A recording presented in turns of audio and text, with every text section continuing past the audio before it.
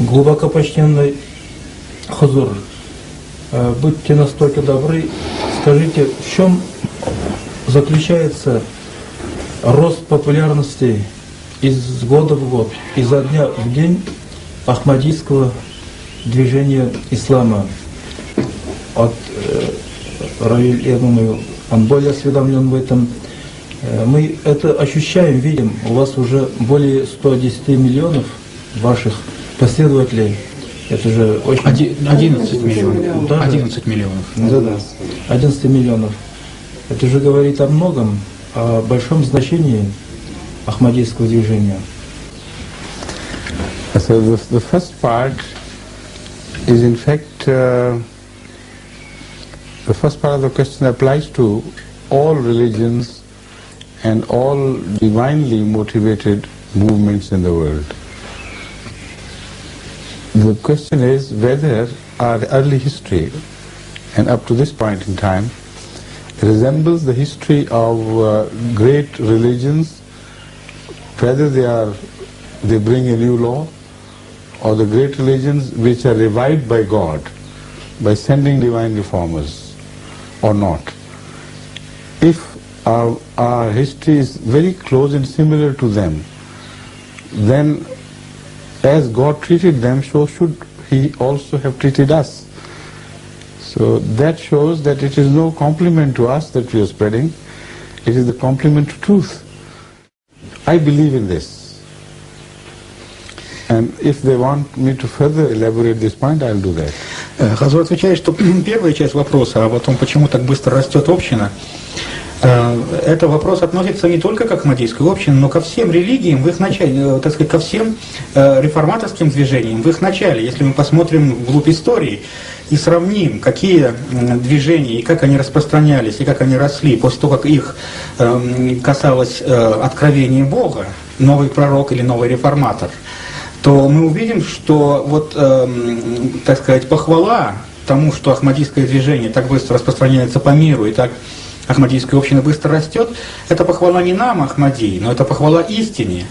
И в этом смысле, как убежден Хазур, и если вы хотите, чтобы он в дальнейшем еще развил эту тему, то он с удовольствием это сделает. You see, I have intentionally chosen to answer your question from this point of view, because you live or belong to a world which is built around the philosophy of dialectic materialism. And any other answer which I attempt to give will not be satisfactory for them, as I will explain. Хазур говорит, что он специально выбрал именно вот такой подход и такой ответ, потому что мы происходим из страны, мы приехали из страны, которая в долгое время жила в объятиях и в философии диалектического материализма. Поэтому он подумал, что никакой другой ответ не будет по-настоящему убедительным. You see, looking from the angle of dialectical materialism, if you look at the history and the beginning of all religions, which are true, I'll say true with my own, brackets and inverted commas. But of course they agree with me. When I say that, I speak to the general public as if I'm speaking to the general public, and for their sake, I say, all right, consider the truth as my insertion. But the fact is that those religions which we can study from their history now, they all began with such humility and such lack of power and so little in their favor by way of material help and so much against them by way of odds and dangers and powerful forces working against them, that if you put these facts in any modern computer which is built according to materialistic philosophy, the answer would be without fail that all these religions must have been wiped out totally and should have been relegated to the memory of history, not to the real history. С диалектической точки зрения, если мы посмотрим на начало, истоки всех религий, которые истинны, ну вот когда говорят, что истинны в данном случае, я сейчас оговариваюсь, это истинны с моей точки зрения, это как бы слово в скобках или в кавычках, которые он берет.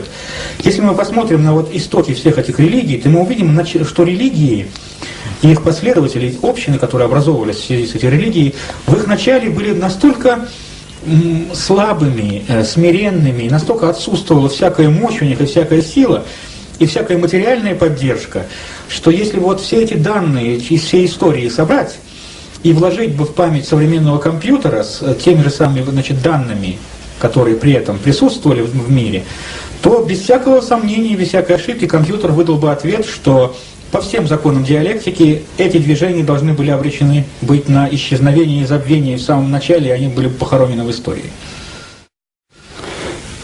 You see, now I particularize to bring to sharper focus the case of Jesus Christ and his movement. Теперь Хазур хочет в этой связи сфокусироваться, сосредоточиться на движении, на вере Иисуса Христа и его движении.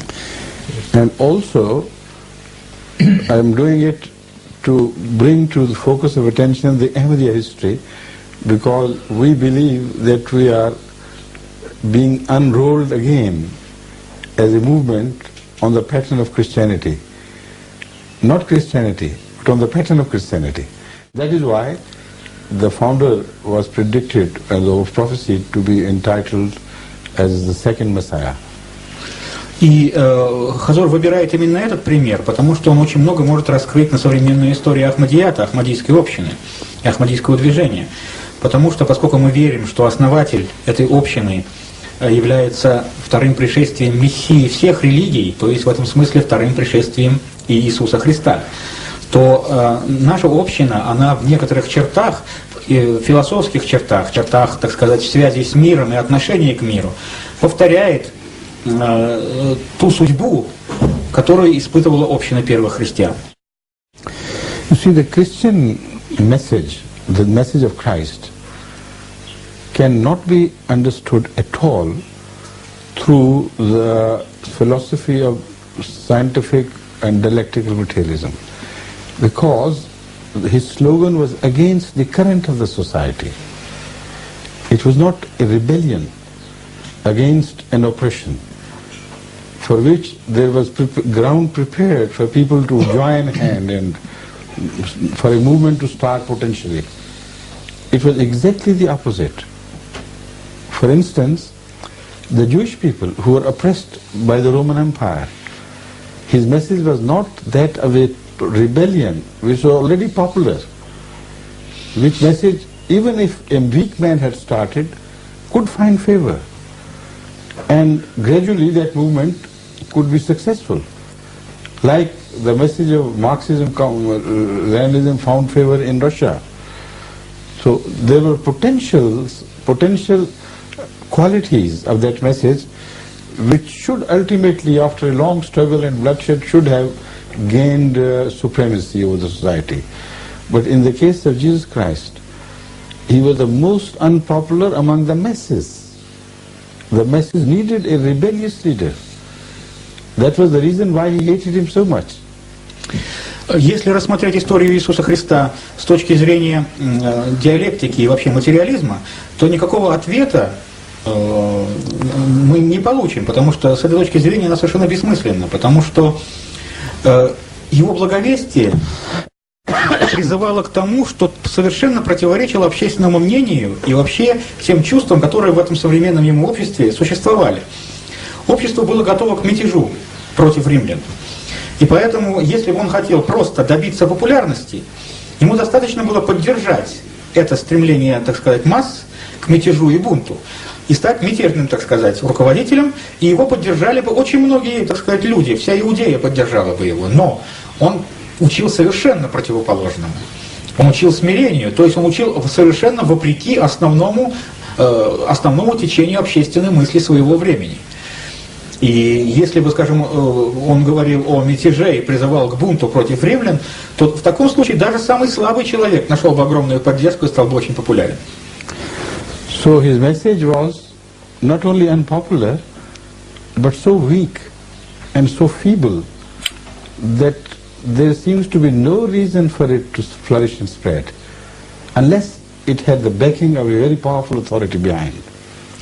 И благовестие его было настолько мягким, кротким и, в общем-то, слабым, и настолько непопулярным в массах, что совершенно непонятно, каким образом оно могло преуспеть, если бы какая-то очень огромная высокая сила не поддерживала его, вопреки всему остальному миру. He said, when somebody strikes you on one cheek, offer the other one. This was a message which was not only unpopular, it was very difficult to follow. It was impossible for a man who is stricken and enraged by aggression against him, not only to tolerate, but offer the second cheek. Now, this finds no place in dialectic materialism. It's impossible. Его учение, так сказать, которое было чрезвычайно непопулярно, это вот, когда тебя ударят по одной щеке, подставь еще и левую щеку, значит, будучи ударенным по правой щеке. Это учение не только было очень непопулярным в ситуации, когда люди кипели страстями и кипели гневом и мщением, что им выдержать-то удар было трудно, не то чтобы поставить вторую щеку, но оно еще и было чрезвычайно трудным, потому что таких людей было очень мало вообще, потому что каждый был готов, наоборот, взять в руки меч и идти сражаться, а вовсе не подставлять щеки. Strange things began to happen. И поэтому в этом смысле, с точки зрения материализма, это объяснить никак невозможно при успехе этого. И эти люди просто не в состоянии были понимать это, да, ведь? Не готовы были еще к тому. He just says that they were not at all prepared to understand this. That's right. Yes. That's right. Yes. Strange things happened. The popular idea of rebellion against Roman Empire was totally condemned by Jesus Christ. He even warned them that if you do it, you will be beaten hollow, you will be destroyed. And there is no other way out for you. So he was hated the more for this. They thought he was a Roman agent. And as such he was made the target of the bitterest hatred that you could imagine in that contest in the Jewish world. И поскольку он учил и говорил, что не только против этого мятежа, но он говорил, что если вы пойдете на этот мятеж, то здесь вы потерпите свой провал, свой конец и свою катастрофу. И поэтому он людей не только, так сказать, не призывал к мятежу, но еще и отговаривал от этого мятежа против римлян. И из-за этого его ненавидели еще больше, те, кто его ненавидел, потому что они его считали просто-напросто римским агентом, как мы сейчас сказали. Now I bring them closer to history, the current history. Теперь мы немножко передвинемся в истории, говорит Хазур, к более новой истории. When the Ahmadiyya movement was started by the founder of the Ahmadiyya community, Hazrat Masih Maud al-Islam, he claimed to be the second coming of Messiah, which was an indication, a message, that I will have some similarities with Jesus Christ. I will have the same methodology to work and bring about a revolution. So if his methodology was the same, if he did have that likeness to the Jewish attitude to problem, to Jesus' attitude to problem, then this is the best proof of his truth. And the second will follow, but I'll first build up this and explain how. И когда Ахмадийское движение было начато его основателем, Хазратом Мирзой Гулам Ахмадом, обетованным Мессией Махди, то придя и начав это движение, он сказал, что он является вторым пришествием Мессии всех религий. Что означало, что в некоторых аспектах своего учения и своего плана духовной революции он будет напоминать именно Иисуса Христа и именно отношение Иисуса Христа к тому, как нужно проповедовать истину. И если это, так сказать, преуспело бы, то это было одним из доказательств, что он действительно является истинным Мессией. О втором доказательстве сейчас Хазур будет говорить. Like the Jews of the time of Jesus Christ, the Muslims in India were also similarly ruled by a great foreign empire which was similar to the Roman Empire. That is the British Empire. Хазур начинает говорить о тех сходствах, которые являет фигура Мирзы Гулама Ахмада, обетованного Мессии, и фигура Иисуса Христа. Что, например, в Индии ко времени явления обетованного Мессии Мирзы Гулама Ахмада ситуация была очень похожа на ситуацию иудеев во время Иисуса Христа, как иудеи времен Иисуса Христа, мусульмане Индии тоже горели гневом и кипели гневом против британского владычества, как иудеи кипели гневом против владычества римлян. And exactly like the Jews, the Muslims were waiting for a bloody reformer. They understood as Al-Mahdi, the bloody. The Mahdi would bring about a bloody revolution. And a Messiah, exactly as the Messiah which was awaited by the Jews, a Messiah with crown, with worldly kingdom, who would come and bring about a change in the political status of the downtrodden Muslims of India particularly and other countries. Through sword, he will destroy the enemies of Islam and bring about a political revolution whereby the Muslims would become the sovereigns and the Christians would become the subjugated slaves. И подобно иудеям во времена Римской империи, во времена Иисуса Христа, мусульмане Индии тоже ждали кровавого реформатора, кровавого Махди и кровавого Мессию. То есть они считали, что явится Мессия, который поведет их на мятеж, и который мечом уничтожит всех врагов, и таким образом зальет кровью всю землю во имя ислама, во имя победы ислама, и таким образом победа ислама придет. А во-вторых, они, подобно иудеям же Римской империи, ждали, что Мессия придет в короне земного царя, что он будет не духовным, так сказать, царем, а царем земным, который завоюет сначала всю землю, отдаст ее мусульманам, которые таким образом станут господами земли, а христиане превратятся у них в рабов. His message, like the message of Christ, absolutely not only surprised but flabbergasted the Muslim Ummah and annoyed them to the deepest. He said, no more sword, no more fighting in the name of Islam. The fighting would be with message. The fighting would be with love. And the modus operandi of this fight would be that गालियां सुन के दुआ दो, पाके दुख आराम दो, किब्र की आदत जो देखो तुम दिखाओ इनकिसार. When you hear invectives against you, you pray for the enemies who call you with bad names.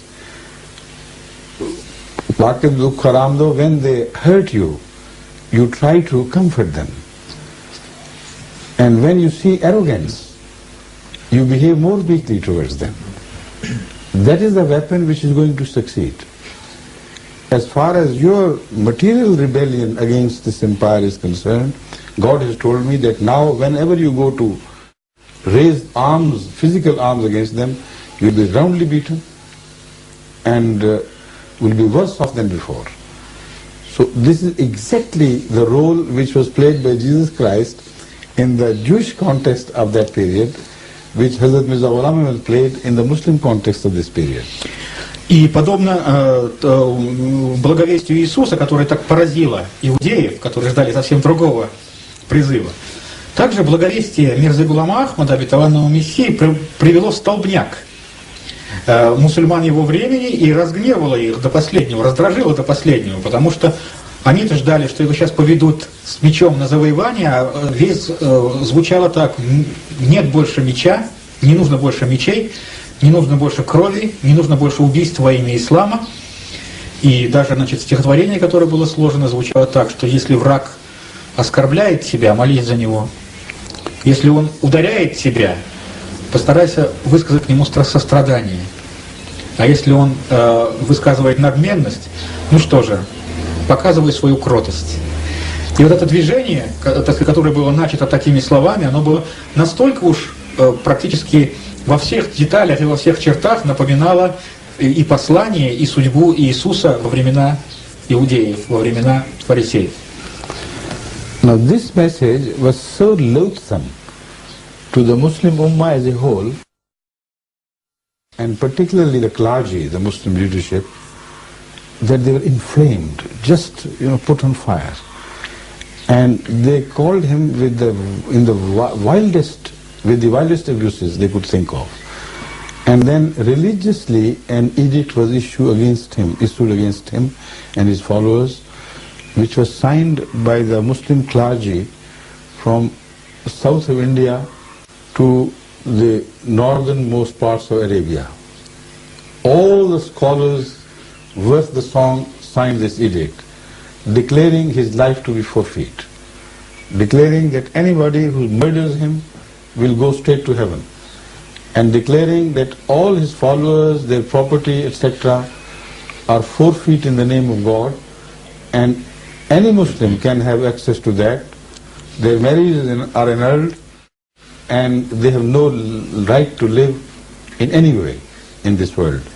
This was a reaction even stronger than the reaction shown by the Jews against Jesus Christ. И вот эта весть так разгневала, так воспламенила мусульман его времени 100 лет назад, и в основном, конечно, мусульманское духовенство, мусульманское руководство, что фетвой, эдиктом мусульманских богословов и мусульманского руководства, начиная от юга Индии до самого севера Аравии, все муллы и все богословы вместе сошлись на том, что, во-первых, он этим провозглашением, своим притязанием лишил себя права на жизнь, что любой мусульманин может его убить и при этом, так сказать, совершить почетный поступок, и что не только он лишил себя права на жизнь, но лишили себя права на жизнь все его последователи, что их имущество принадлежит всем мусульманам, что их можно просто убивать, как, так сказать, животных, их имущество просто так и забирать, и что все их женитьбы никак, все их никаки недействительны, и они вообще уже не люди.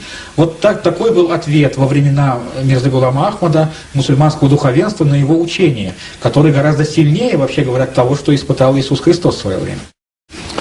The intellectual reaction of the Muslims was also not very much different. They declared this man to be a British agent. They said, we cannot explain his behavior other than this. And they declared that we do not want a slave prophet. We will never follow a slave prophet. We want a liberator. We want an upright prophet who will liberate us from the yoke of foreign empires. So slavery is not needed anymore. And they said he will be destroyed. He has no chance to survive. Что касается интеллектуальных кругов ислама того времени, то они не приняли его по другому поводу. Они сказали, что он является британским агентом. И сказали, что нам не нужен такой пророк, который, значит, такой реформатор, который рабский реформатор. Нам нужен освободитель, который нас поведет, так сказать, на освобождение. Но и те, и другие в один голос сказали, что он не проживет долго, что все, что он делает, обречено. So there is only one area left where we must explore whether he got help from that area or not. И осталось только одно место, одна область, о которой мы должны сейчас рассуждать, так сказать, мог ли он получить помощь из этой области или не мог. What about the allegation that he was a British agent? Что, например, об том обвинении, что он был британским агентом? Was there any reason, any sense in this allegation or not? And what followed? Did it support that idea, or did it reject and refute this allegation? Что мы можем сказать о самом этом обвинении? Имело ли какой-то смысл? И было ли что-нибудь за этим? И является ли, вообще говоря, это само обвинение объяснением чему-то? Или ничего оно является просто пустым звуком? You see, the basic thing which should be understood is that the British Empire needed Christianity to support imperialism. Wherever the imperialism spread, Christianity went along. Study the history of Africa and other Asian parts, China, Japan. Missionary work of Christianity worked hand in hand with the empire movements of the West. And that was a sort of bondwoman, the religion, which always went along and served the cause. So did Mirza Ghulam Ahmad in any way support the Christian spread and the Christian missionary work, or was he the one Muslim alone who opposed it so powerfully that he stopped the onslaught of Christianity in India? This is the issue which will finally decide whether he can be genuinely described as an agent, or as to be understood exactly the opposite. Чтобы понять вопросы, это обвинение, был ли он действительно агентом британцев или не был в Индии, мы должны иметь в виду, например, что Британская империя, как и всякие другие колониальные империи, имела, так сказать, ему помогало христианство в империалистических, так сказать, поползновениях и в движении империализма. Посмотрите на Африку, посмотрите на Индию, посмотрите куда угодно. Туда, где приходят колонизаторы, приходит христианство, которое поддерживает колонизаторов, и христианство в этом случае играет роль служанки колониализма. Тогда поставим такой вопрос. Действительно ли Мирза Гулам Ахмад, как его обвиняли, в каком британский агент, поддерживал христианство в Индии и помогал христианским миссионерам? Или он был одним единственным мусульманином, который поднялся против христианских миссионеров в Индии, и этого хватило его одного для того, чтобы полностью прекратить распространение христианства в Индии? You see, he was the one Muslim leader of his period who declared a total war against Christianity.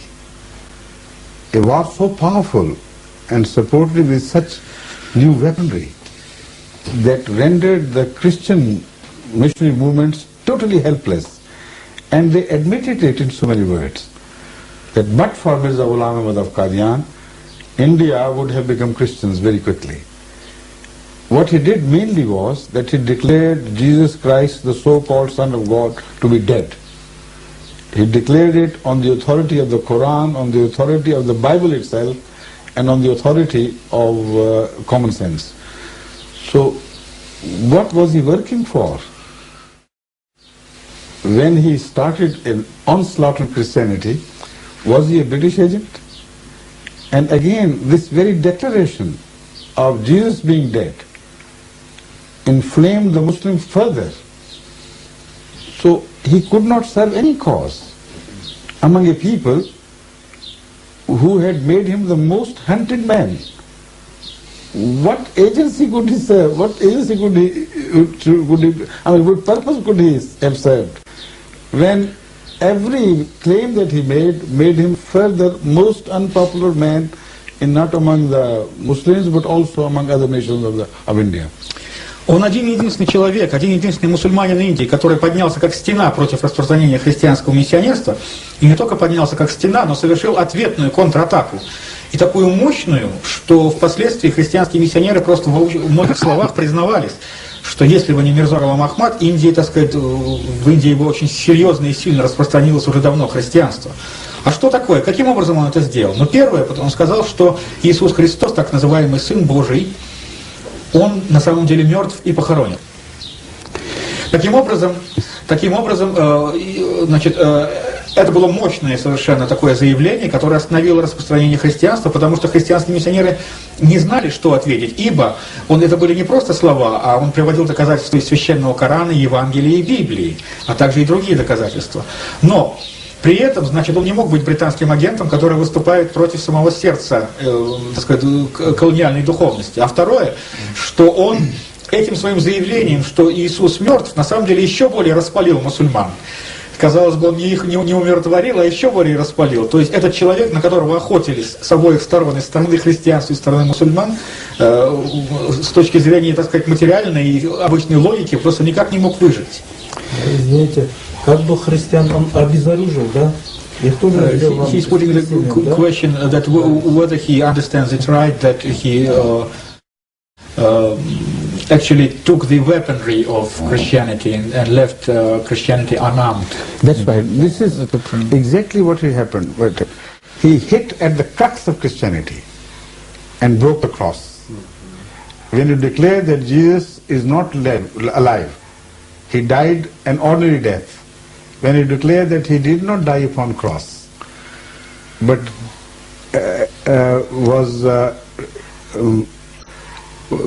saved, or let's say delivered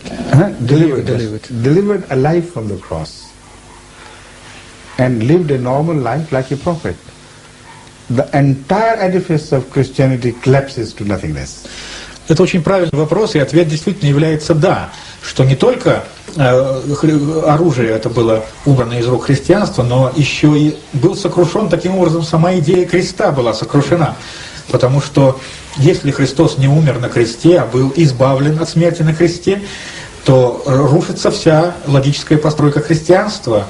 И Христос оказывается тем пророком, который был избавлен с креста, еще долгое время жил и пророчествовал, и совершал духовный труд пророка, как об этом говорит Коран. You see, the beauty of this strategy is to be noted when you observe that he did not destroy Christianity of Christ. He supported the Christianity of Christ, the reality, and destroyed the Christianity of the myth, the imagination, the legend. So he brought back Christ in line with other prophets of God, the one prior to Prophet Muhammad.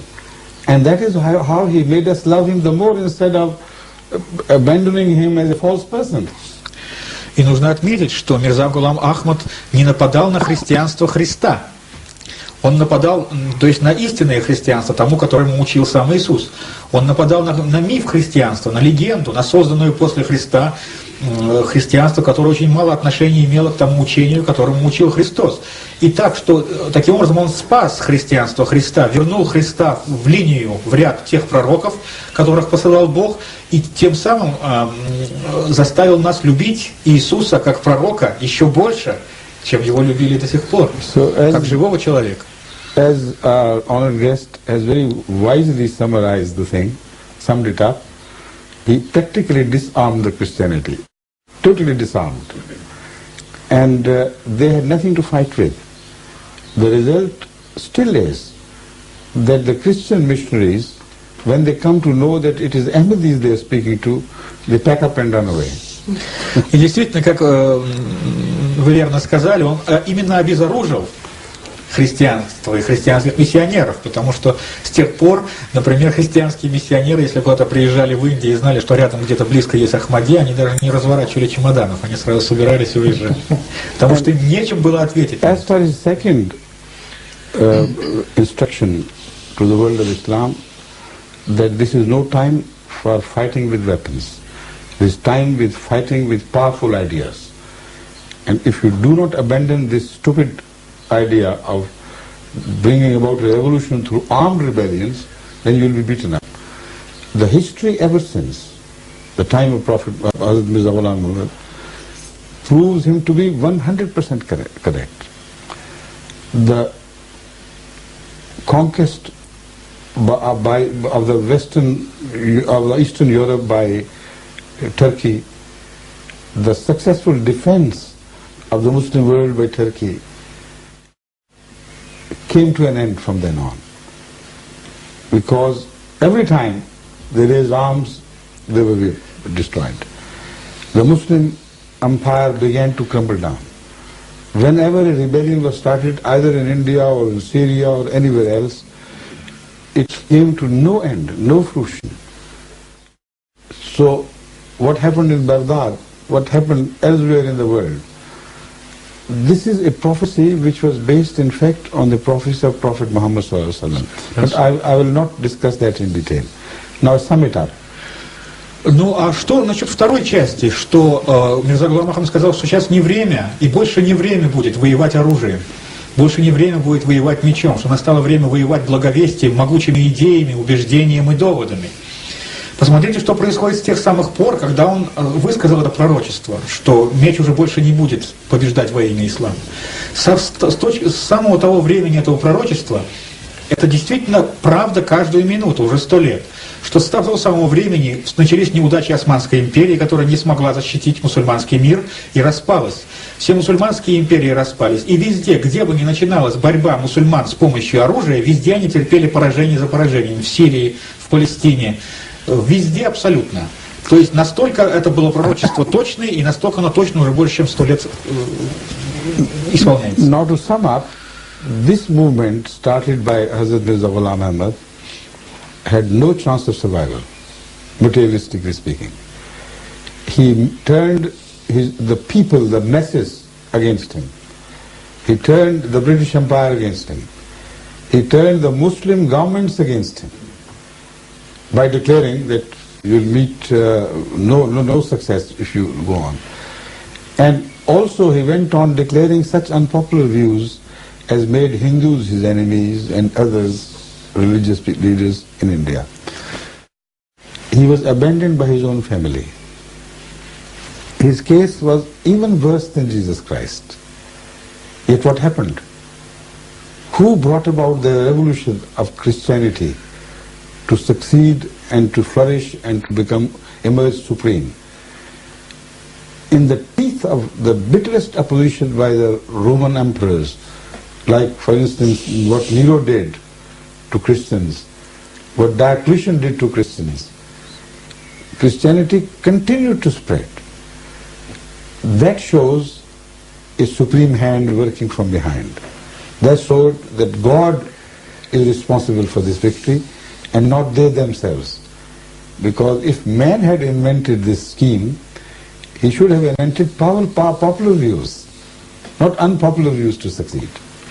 Чтобы подвести итоги, мы видим, что и основатель Ахмадийского движения, и само Ахмадийское движение не имело никаких шансов вообще выжить, потому что он повернул против себя массы мусульманские, он повернул против себя Британскую империю, то есть людей, которых зависела, так сказать, его судьба. Он повернул против себя и мусульманские правительства, и мусульманских политиков, потому что сказал, что вы не добьетесь силой ничего, можно добиться только убеждением этим.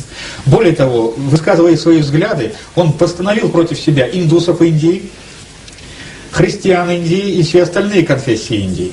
И даже сикхов говорят, что Гуру Баба Нанак не являлся скрытым мусульманином. Да. Его оставила его собственная семья из-за его взглядов. И тем не менее, то есть его случай, вообще говоря, был хуже, чем в случае с Христом, потому что действительно весь мир и против его семья поднялась против него. Таким образом, мы видим, что с материалистической диалектической точки зрения это учение, его весть, выжить не могло, потому что человек, который хотел бы добиться популярности, он бы, так сказать, смастерил бы, придумал бы какие-то популярные взгляды, которые могли бы найти, в то время как эти взгляды шли абсолютно в противоречии со всеми учениями его современности. Поэтому, когда мы говорим о распространении Ахмадията и росте Ахмадията, у нас остается только одно объяснение, что действительно могущественная длань Бога работает и приводит эту революцию. Потому что Хазур говорит, так же было и с первыми христианами. Вспомните, что делал с ними Нерон. Вспомните, что делал с ними Диоклетиан. И другие римские императоры, бросающие львам и так далее. Но, тем не менее, несмотря на всю эту оппозицию, христианство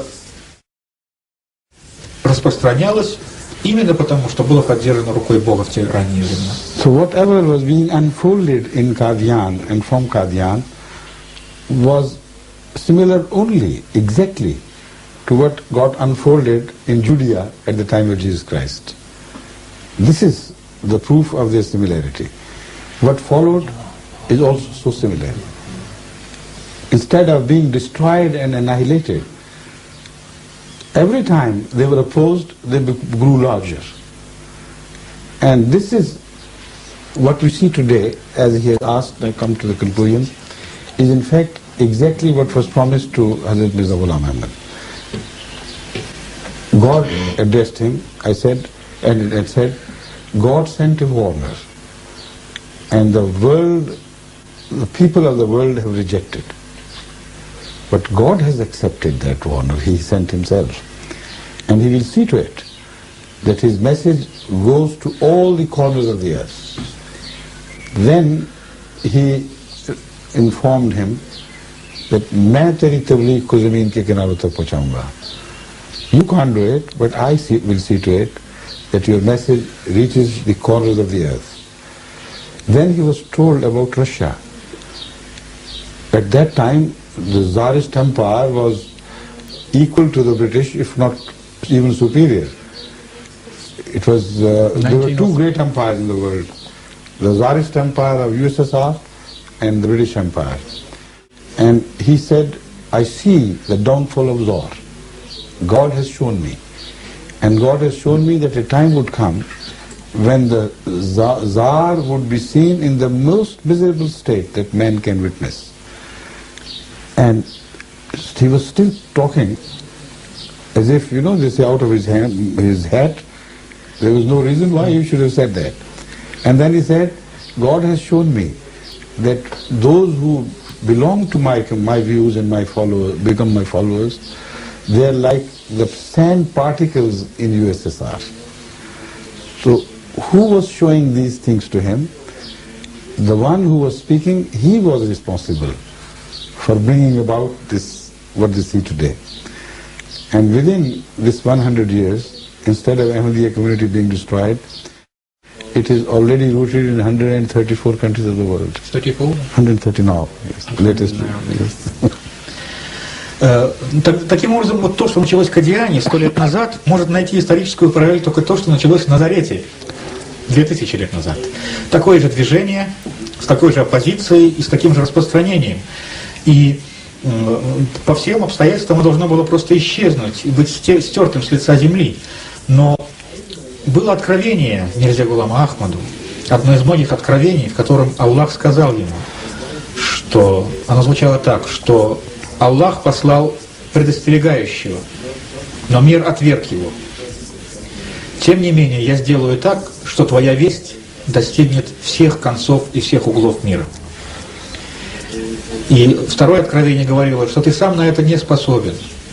Это будет мое дело, моя работа, чтобы все это довести до всех углов мира, для всех людей мира. В те же примерно время он, когда в мире были только две самых могучих империи, Британская империя и Царская Россия, он вдруг тоже высказал такой непопулярный взгляд, который пришел к нему в откровении. Он сказал, что я вижу, как царь России находится в самом унизительном положении, какое только может воспринять человек, то есть которым может оказаться человек. Тоже ему никто не поверил, потому что тогда была 1903 год, тогда еще даже русско-японской войны не было, это была одна из мощнейших держав мира. И царь России, конечно, был одним из сувереном мира практически. И кто бы поверил, что такой человек вдруг окажется в самом, так сказать, ничтожном положении, унизительном положении. В это же время примерно у него было еще и другое откровение о том, что народы России воспримут Ахмадият в таком количестве, что они будут подобны песчинкам на дне морском. И вот мы видим, что вместо того, чтобы, так сказать, по всем законам диалектики это движение было бы уничтожено, в самом его зародыше, оно не только все его пророчества и все взгляды этого движения исполняются уже 100 лет, но вместо того, чтобы исчезнуть, оно уже в 130 странах мира пустило глубокие корни и, альхамдулилля, процветает. I want to verify the figure 134.